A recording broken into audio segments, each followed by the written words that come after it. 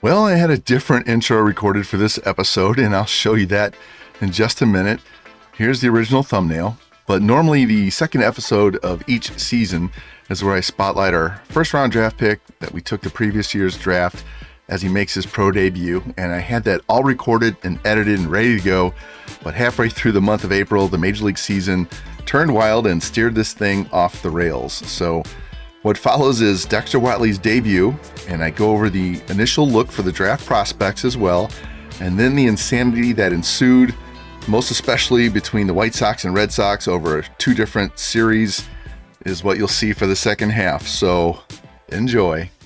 Welcome back to Chicago White Sox Draft Only Franchise. After that opening day thriller versus Cleveland, we're heading down to Double-A to watch our first overall pick in last summer's draft, Dexter Watley, make his pro debut for the Barons. Also for the Barons, Woody Phelps is making his pro debut on the mound. See his pitch mix right there.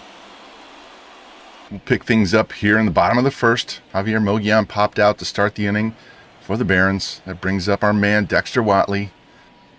Nobody on, 1 out, 2-2 pitch, and that's going to be a shot into right center field, and that's going to get down and go to the wall.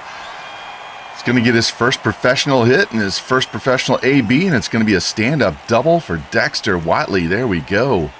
That's what we drafted him for, his bat. Did not disappoint. Get the replay here. Takes the pitch, drives it to the right center field gap, hits to all fields, and we definitely could use that in the Major League sometime soon. He was stranded at second base, and we jump now to the bottom of the third inning. Thomas with a single, Chipper with a flyout, Moguian with a fielder's choice. That's where we pick up Watley now for his second AB with 1 on and 2 out. Thompson's pitch. It's going to be a fly ball into right field. Right fielder drifting back to the edge of the track, and he's got it for the third out. So game is still scoreless through 3 innings. Woody Phelps pitching great on the mound. Now we hop ahead here to the bottom of the 6th. Still scoreless. Watley leading off. 1 for 2 with a double. Thompson's 3-1 pitch. And that's going to be a smash up the middle. Past the shortstop into center field. So Watley is now 2 for 3 in his debut. There we go. He would be erased on a double play by Villa. So nothing occurred there. Now we jump to the 9th where the Smokies put up 4 runs in the 8th inning. Take a lead here. Watley up with nobody on, nobody out. And he's going to strike out on the slider, down and away. And the Smokies would hang on and win this game 4-0. Matthew Thompson with the win. Woodrow Phelps pitched great, takes the tough luck loss. 3 of those 4 runs were given up by the bullpen. As we check out this box score, see 2 hits for Michi, including a 3-run shot. Thompson, 6 hits, 1 walk, 4 Ks, no runs, and 7 1/3. Chris Cruz comes in and wraps it up. Watley, 2 hits. Gladney, 2 hits. Phelps, 1 run, 4 hits, 1 walk, 10 Ks. And Gil Luna gives up the 3-run blast as the Barons drop their season opener to the Tennessee Smokies 4-0. And 2 days later, 6th round draft pick Alan Conine made his pro debut against Tennessee, and check out this box score. Dexter Watley goes 3 for 5 with 2 runs scored and RBI. Harvey Williams goes 1 for 5 with a 3-run shot. Alfredo Villa goes 3 for 4 with a run scored, 2 doubles, 3 RBI. And Alan Conine, 6th round pick, goes 9 innings, 1 run allowed, 2 hits, 3 walks, and 7 strikeouts. So those high C potential pitchers we took in last draft starting out really well down in Double-A. And now it's time to take the first look at the prospects for this upcoming draft, where we do have the number 1 overall pick. Cross your fingers, hoping that we can find a generational talent. Head in here. Let's just look at the prospects right off the rip. We have a 21-year-old left fielder, 80 to 99 potential at the top. Looks like he's pretty solid all the way around. Better contact against lefties. Another 5'8" guy. We need to get some guys that are 6 foot tall in these drafts. Then we get a reliever, a closer. That's not looking good with this many relievers and closers at the top. There's a couple of more, 3, 4. We got 4 relief pitchers in the top 15, 5. Yeah. All right, well, let's go look by position now. Benny Hurd, top pitcher initially, 20 years old, anywhere from 75 to 99 on his potential.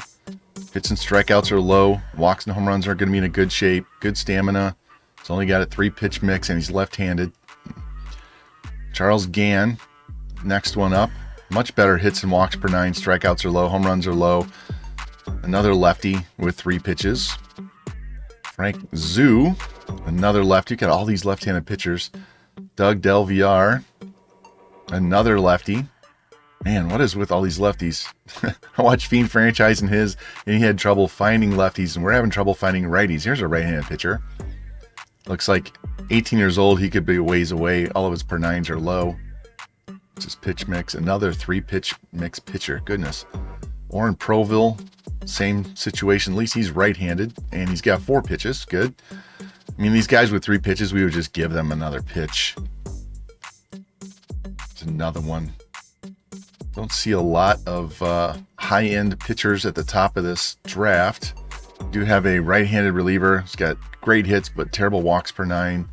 Got some closers in here. He looks pretty good. 19 years old. He's 21. His walks are low. There's another one. Strikeouts are high, but everything else is low. This guy's all over the board. So, no high-end catchers. First one is 25th. Jimmy Lovell. First baseman, great power, great fielding and reaction. 21 years old. Here's another 21-year-old first baseman. Looks like he's pretty good all the way around. Trujillo looks like a long-term prospect unless he comes in on the higher end. Another older first baseman with great power against lefties. Second base, we have another older player with tight splits. We already saw that in the last draft. Looks excellent, but, you know, the potential for him being in 95 is much lower than for him to be about a 78. Yeah, I don't see so far any great bats. Let's go short. Nope, nothing there. Left field, there's the number 1 guy we looked at. Here's Miles Barreto. Interesting mix. Have to see where he comes out. At least he's 6'4". James Hemphill, 18 years old. Scout him out. I'd be interested to see where that is. Grant Lorenz, he's older. Center field.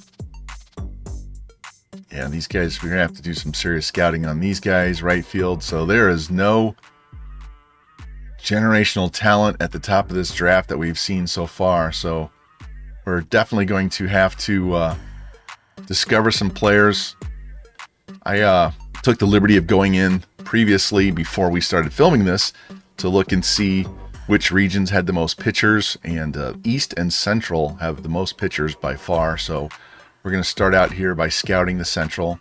Normally we scout international, but there's not nearly as many international as East and Central. And if there's any international players that are standouts that we want to look at, we can just individually scout them. So that takes care of that.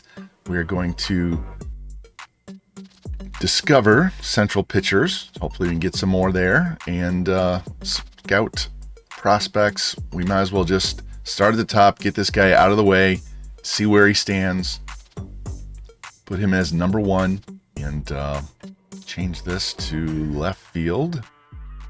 And we'll go from there. So quick rundown of what we've seen so far. Nothing really outstanding. Feels like we haven't had very much luck with anybody being close to generational in any of these drafts so far. Cross your fingers that our scouts can find someone, and hopefully they find them later in the process than earlier. I've kind of come to know that if they discover them early, then other teams discover them early. If they find them late, then the other teams don't have time to find them either. I don't know how that works, but it's just anecdotal evidence that sometimes you want to find them late in the scouting process. So anyway, that's a quick look at all of our scouting options early. I will come back and update you as we progress through the list and show you if we find anybody or if somebody jumps and has a great climb up the draft board or not. So anyway, not looking good for a stud at the top of this draft, and it's disappointing, but we'll just keep plugging away and I'll update you as we go. Dexter Watley has started strong, hitting .385 through his first 3 games in Double-A at Birmingham. So let's hop into another game here and see him in action one more time. And the Birmingham Barons travel to Rocket City to take on the Trash Pandas as we get our second look at Dexter Watley. See, top of the first 2 guys make outs. We'll get our first chance to see Watley. As I said before, hitting .385. No home runs yet. 1 RBI. 2 outs here in the first. Aldriguetti has a 2-2 count. Here's the pitch. And Whatley hits a line drive into center field. Center field dives, and he doesn't have it. It's going to be a base hit. Unfortunately, though, Whatley would be stranded. And after Birmingham gave up 2 in the bottom of the first, they get 2 back here in the second on a 2-run homer by Colby Thomas. We head to the top of the third. 1 out. Whatley's back up. Nobody on. 1 out, 1-2 pitch. And he swings through that and strikes out, and Birmingham would fail to score in the top of the third. We go to the top of the 4th inning. Canning drives in Gerald Perez with an RBI single to make it 3-2 Birmingham. Now we are back to the top of the 5th. 2 out. Jordan Sprinkle draws a walk, and that brings up Whatley again. 1-2 pitch from Aldriguetti on the way. This can be a pop fly into short center field. Center fielder drifts in, and he's going to have that, and that's going to be the 3rd out as Birmingham fails to score. And in the bottom of the 6th, Rocket City went nuts, scored 8 runs, blew this game wide open. As we pick this game up in the top of the 7th, Thomas with a double, Canning with a double, Chappelli singles, strikeout, line out, and that's going to bring up Whatley with 1 man on, 2 outs, now 10-5 game. Hans Kraus now in the pitch, and there's a shot into left center field. That's going to get down and go all the way to the wall. That's going to score another run. It's going to make it 10-6. As Whatley's going to be in with his 2nd hit of the game. RBI double here in the 7th. Brings us down to a 4-run lead. Way to go, Dexter Whatley. And then top of the 8th, we get 2 men on, get a fielder's choice, get a walk, get a run in on the walk. It brings up Whatley with the bases loaded. He's the go-ahead run here in the 8th with 2 out. Kelvin Caceres on the mound now. 1-1 pitch. That's going to be a ground ball to 3rd, a scoop, and a throw across the diamond, and that ends the rally. Birmingham had a chance to take the lead, had a chance to tie the game, and they failed to do so. And the Trash Pandas would hang on and win the game 10-7 as Kraus gets the win. Gil Luna takes the loss in relief. Sam Bachman gets his 3rd save. Take a look at this box score. 2 hits for Whatley, 1 RBI, 2 hits for Perez, 3 hits for Thomas, 3 hits for Canning, 2 for Chappelli. Thomas's home run. A lot of doubles in this game. Look at the pitching side. Everybody gave up multiple runs, so it was not a good pitching side. Dahlquist wasn't bad. The bullpen was terrible. Go to Trash Panda side. 2 hits for Franklin, 4 hits for Redmond, 4 RBI, including a home run. And their bullpen did finally shut it down in that last inning in 2/3 as Rocket City gets the win. And on the same day as that 2nd game from Dexter Whatley, look at this on the Major League side. White Sox beat the A's 10-0. Roman Anthony, a hit, a walk, 2 runs scored. Caglione, 3 for 5 with 2 homers, 3 runs scored, 5 ribs. Rocha with a home run, 2 hits, 2 RBI. Pinckney, 3 hits. De La Rosa, 3 hits, including a home run, 2 RBI.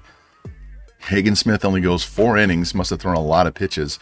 Ronnie Henriquez goes 4 innings in relief, no hit innings, and Patino finishes it off. Hagen Smith drops his ERA to 1.01. What a start for Hagen Smith and for Jack Caglione. Even though he's hitting .244, he's definitely providing the power we need in the middle of this lineup. And I want to show you this real quick after we saw that 4 innings of shutout ball for Hagen Smith. He has no record, hasn't got a win or a loss on the season. 17 2/3 innings, 18 strikeouts, 1.02 ERA, 0.85 whip. He's only allowed 10 hits in 17 innings, 2 runs the whole season, no home runs, only 5 walks with 18 Ks. The man has flipped a switch. My goodness. It does have a couple of wild pitches, but 9 strikeouts per 9, only 2.5 walks, and no home runs is ridiculous. And I know it's only 3 games into the season, but hey, you gotta love progress like that in season 2 at the major league level. Way better than I expected at this point. And disaster has struck. Dexter Whatley starts the season on fire and then breaks his hand, and he's going to be out 2 to 3 months. My goodness. We finally find someone that's going to give us a great hit tool in the outfield, and now his development's going to be stunted. We're only going to get his normal development. We're not going to get his performance development, and out 2 to 3 months. That's going to put him out till at least the All-Star break, and what a downer. And we'll have to actually put him on the DL and find someone else that can play left field down in Double-A. And since Dexter Whatley's going to miss some time, I'm going to quickly show you what he's been doing so far.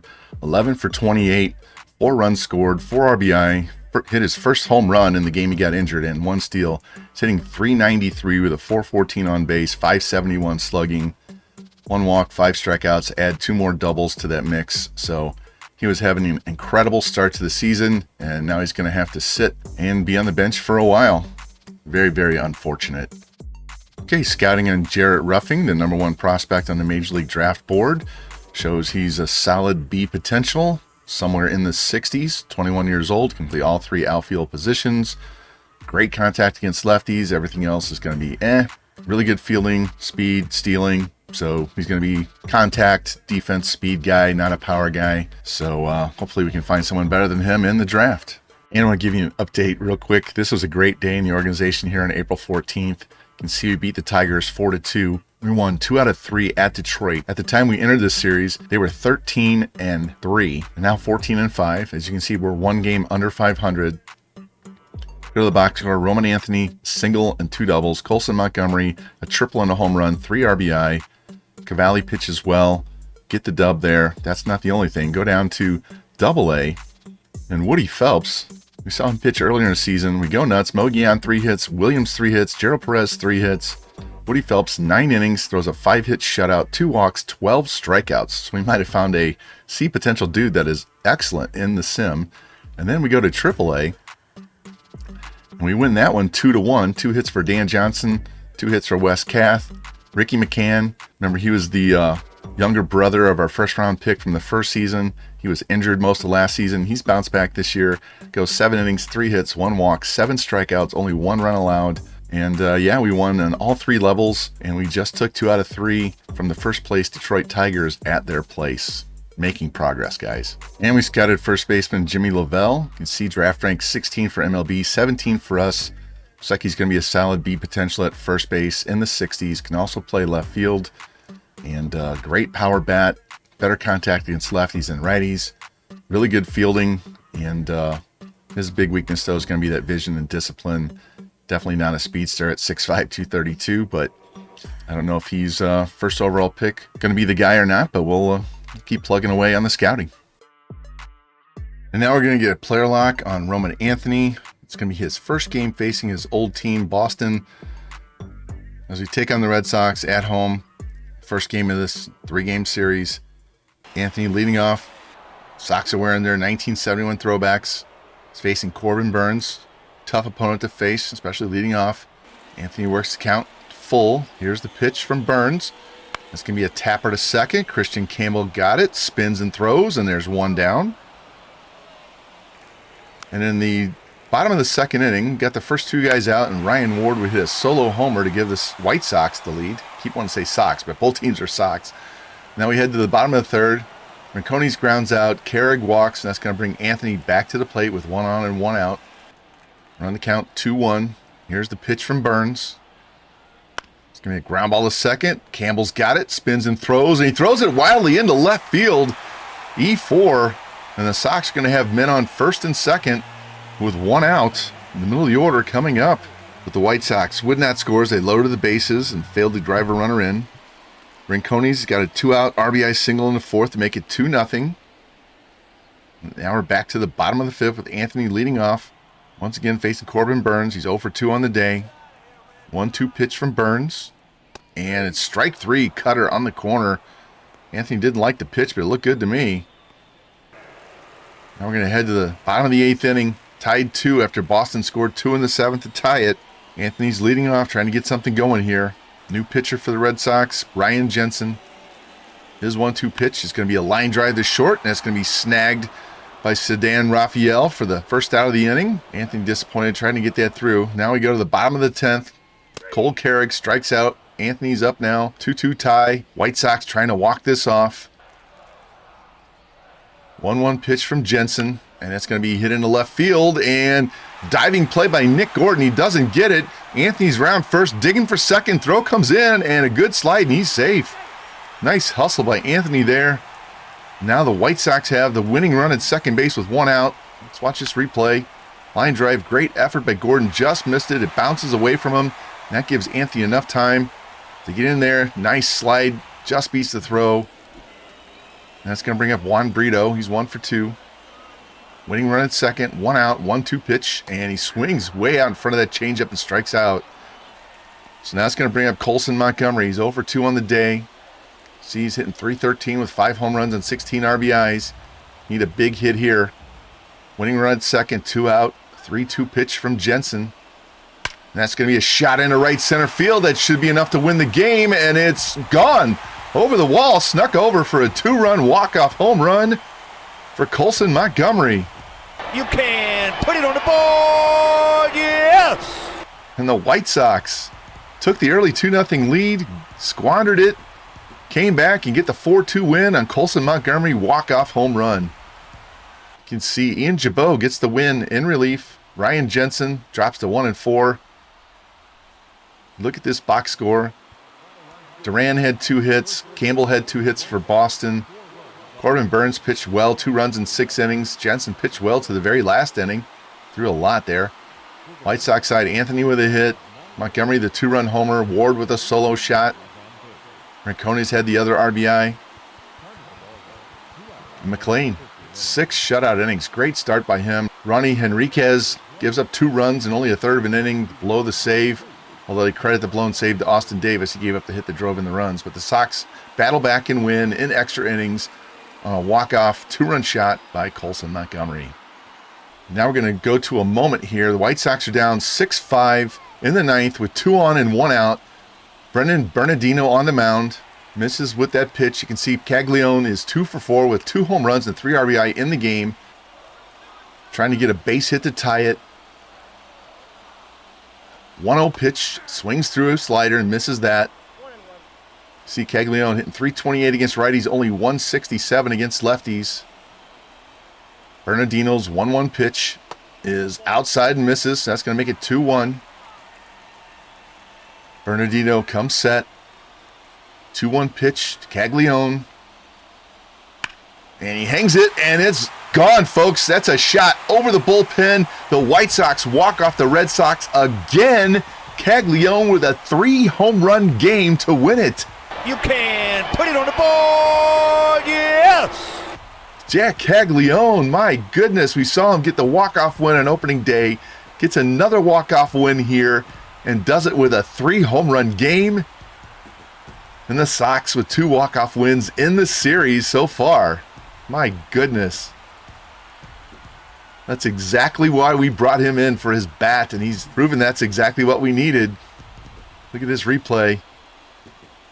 Belt high. It was a hanger, and he knew it. Pitcher knew him automatically. Did you see that? He went to the ground. That ball was hammered. And the Sox steal another one on a Jack Caglione home run. Ian Jabot with his 2nd win of the season, both on walk-off hits in this series. How about that? As the Sox lead the series 2-1. Let's check out this box score. 3 hits for Duran, 2 RBI. Rafael drives in 2. Bello, 4 runs in 6 innings. Bernardino, 4 runs in a third of an inning. Caglione, 3 hits, 3 home runs, 6 RBI. Rocha, 3 hits. De La Rosa, 2.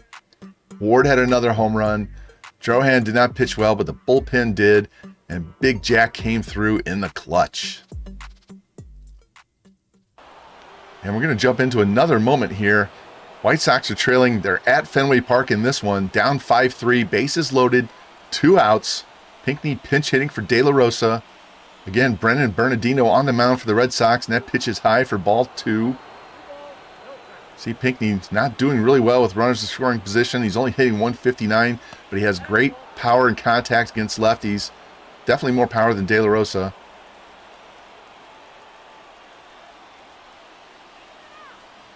3-0 pitch from Bernardino, and it's on the edge for strike 1. 3-1 pitch from Bernardino again on the way. Pinckney, here's a shot deep to left field. Left fielder back to the wall, and it's gone! A grand slam! Are you kidding me? You can put it on the board, yes! Andrew Pinckney with a grand slam. 2 outs in the 9th. Does it. And the Sox take another lead. It's not a walk-off home run, but it's a 9th inning home run down to their last out. Andrew Pinckney comes off the bench, and the White Sox now lead 7-5. Are you kidding me? First we had Montgomery's walk-off, then we had Jack's walk-off, and now Pinckney with a pinch hit grand slam. If they can hold on and win this would be 3 daggers in 1 week to the Red Sox. Look at this shot, way over the wall, no doubt. And Bellotti shuts him down in the 9th. Austin Davis with the win. Bernardino 2 losses, both to the White Sox. Bellotti gets his 6th save. Let's check out this box score. See Pinckney, 1 at bat, grand slam. Ryan Ward, 1 home run, 3 RBIs, so he scored all of our runs in 2 innings on 2 home runs. Sox pounded out 14 hits and lost, as Bernardino gives up 4 unearned runs in the 9th. Wow. Wow. And the walk-off win mania continues in the sim game here. Just sim the date. And we have another walk-off after Tyler O'Neill hits a 2-run shot in the top of the 11th inning. Jeremy De La Rosa, who is 3 for 6, hits a 3-run homer to win the game in the bottom of the 11th. So that's what now? 3 walk-off home runs and a grand slam in the top of the 9th inning, all in the last 2 weeks of April. This is insane. And the White Sox wrap up the month of April with a 16-17 record, 6 games behind the Tigers in the American League Central, but they're only 2.5 games out of the last wild card spot. Incredible turnaround this season. I knew it would help to get some better bats. We lost a lot of close games last season because we just didn't have enough offense. And now if our pitching, especially the bullpen pitching, can improve, keep improving, but improve over what they're doing this year, because the bullpen has blown some games that the starting pitchers deserve better. Let's take a look at the stats real quick. See Jack leading the team, 34 hits, 8 home runs, 24 RBI. Roman Anthony's up to 250. Colson Montgomery's down to 261. He was hitting over 290 at one point. 7 home runs, 20 RBI. Rocha's up to 250. That's a high for him. Ryan Ward's providing power, not much else. Cole Carrick at least is giving us decent batting average at the catcher spot. Edgar Caro's struggling. And Pinckney, half his RBI came on that 1 pinch hit grand slam. Pitching side, Davey Garcia's had some up and down games. Hagen Smith has had at least 3 games where he had the lead, or it was scoreless or a tie game and he went out. So he's had some tough luck where he should have had wins. But that 177 ERA, 108 whip is incredible. I would definitely take that. Nolan McLean doing exactly what we needed in that number 5 spot. And Shane Jarhan right now is going to be our weak link. So he's probably going to be the guy that we replace either during the season or at the end of the season. Bullpen-wise, Patino pitching great in long relief. Jose Hernandez, not so well. Kolek, he's a guy that had ERA on the low 2s last year. He's struggling this year.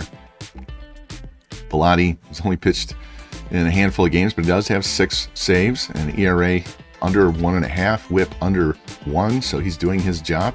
And you got to be happy with the progress so far. It's been an incredible last 2 weeks of the month of April. So you like what you've seen so far, please like, subscribe, comment, share, and make sure you come back for the next episode, because who knows what's going to happen in the Chicago White Sox draft-only franchise.